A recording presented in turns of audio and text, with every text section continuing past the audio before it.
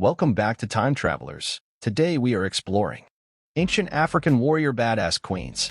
Ancient African warrior queens hold a captivating place in history, though their stories often remain shrouded in mystery and obscured by limited historical records. Unraveling the secrets of these remarkable figures involves piecing together fragments of information from various sources, including oral traditions, archaeological findings, and accounts from neighboring civilizations. Stick around to after the video where we will have a pop quiz. Leave the answer in the comments along with I subscribed in order to win some amazing chocolates from a young entrepreneur at A&G Candy LLC. His info is going to be listed below.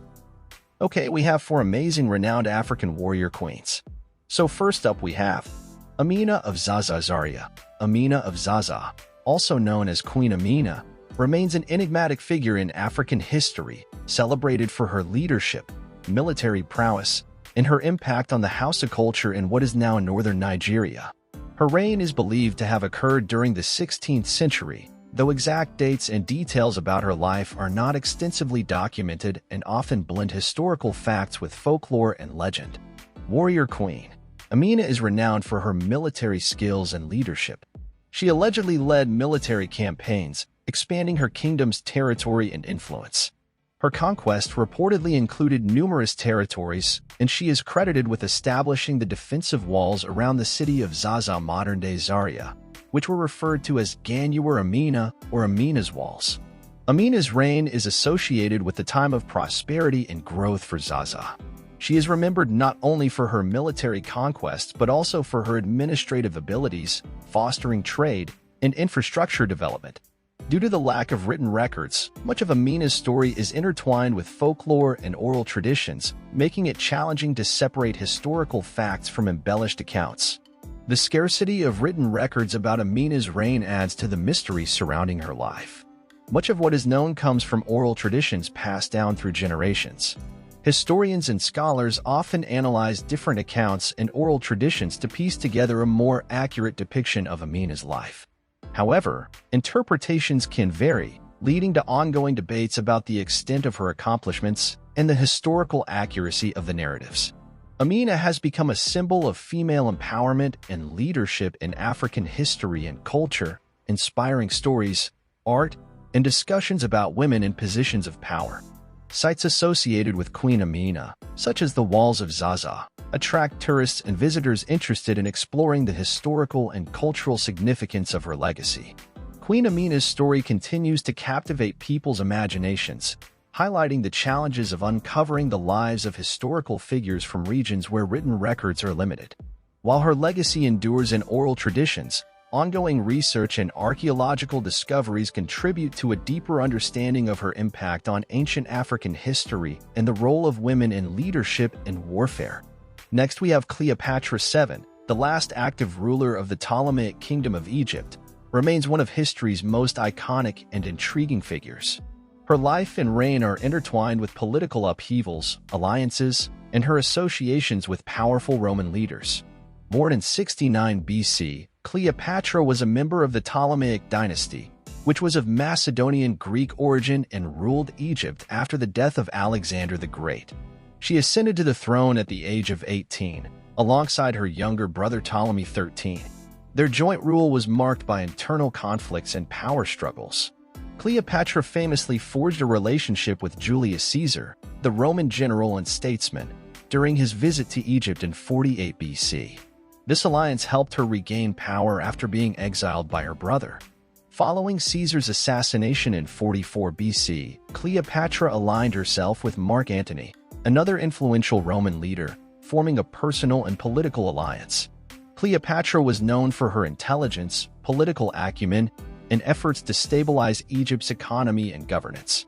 She supported the arts and sciences, encouraging a revival of Egyptian culture and traditions while also embracing aspects of Greek culture. Cleopatra and Mark Antony faced defeat in the Roman Civil War against Octavian, later Emperor Augustus.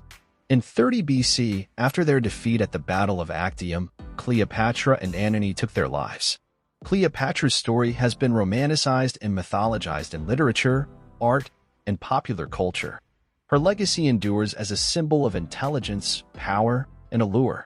Much of what is known about Cleopatra comes from Roman and Greek historical accounts, which often carried biases and perspectives influenced by political agendas. Scholars continue to analyze and reinterpret Cleopatra's life and impact, attempting to separate historical facts from exaggerated or fictionalized narratives. Cleopatra's legacy as a powerful and influential ruler of Egypt during a tumultuous period in history has captured the imagination of people for centuries. Her story remains a subject of fascination and scholarly exploration, contributing to ongoing discussions about ancient history, politics, and the role of women in leadership. Third, we have Candace was a title used by ruling queens of the Kingdom of Kush, an ancient African civilization located in the region of Nubia, which is present-day Sudan. The Candaces were powerful female leaders who played significant roles in the political, military, and cultural spheres of the Kingdom of Kush. Key aspects regarding Candaces of Meroe include: Candaces held substantial political power and often acted as both queen regents and warriors.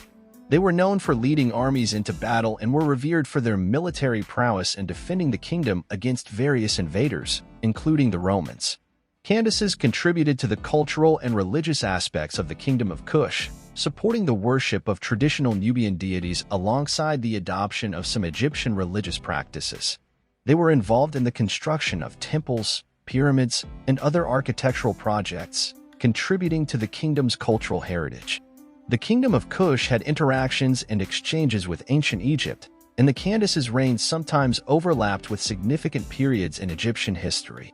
Candaces engaged in trade and diplomatic relations with neighboring civilizations, contributing to the kingdom's prosperity and influence in the region.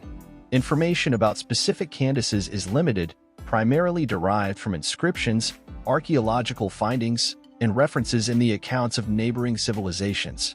Scholars continue to study and interpret the available evidence to understand the roles and contributions of Candaces in the Kingdom of Kush.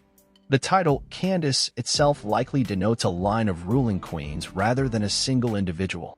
They were instrumental in shaping the history and identity of the Kingdom of Kush, leaving a legacy of strong female leadership and cultural influence in the region.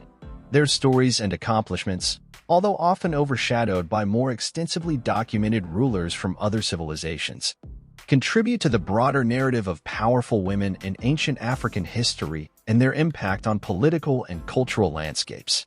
Ongoing archaeological discoveries and scholarly research aim to unveil more about these remarkable queens and their contributions to the ancient world. Lastly, we have Queen Nzinga, also known as Nzinga, was a remarkable 17th-century ruler from the kingdoms of Ndongo and Matamba, located in present-day Angola. Her life was marked by resilience, political acumen, and resistance against Portuguese colonialism. Born into the ruling family of the Ndongo kingdom, Nzinga was exposed to politics and leadership from an early age. After the death of her brother, King Golamband, Nzinga faced internal opposition and eventually assumed power as the Queen of Ndongo. Nzinga fiercely opposed Portuguese attempts to subjugate her kingdom, as they aimed to expand their slave trade and influence in the region. She engaged in both diplomatic negotiations and military strategies to resist Portuguese encroachment, forming alliances with neighboring groups and employing guerrilla warfare tactics. Nzinga formed alliances with other African groups, notably the Jaga warriors, to strengthen her military forces against the Portuguese. She was known for her military prowess and strategic brilliance, which helped her withstand Portuguese attacks and maintain a level of independence for her kingdoms. Nzinga's defiance against colonial forces has made her a symbol of resistance and resilience in African history. Her efforts to protect her people's autonomy and resist foreign domination have solidified her legacy as a defender of African sovereignty. Nzinga supported cultural practices and traditions within her kingdoms, encouraging the preservation of local customs and beliefs. Her leadership and resilience serve as an inspiration for advocating women's rights and empowerment. Okay, quiz time. We are going to keep it simple on this one. Who faced defeat in the Roman Civil War? Put your answers in the comments along with I subscribed in order to win free chocolates from A and G Candy LLC. Well, there you have it, time travelers, for fierce African warrior queens. Thank you for tuning in. Don't forget to like, comment, and subscribe for more amazing history.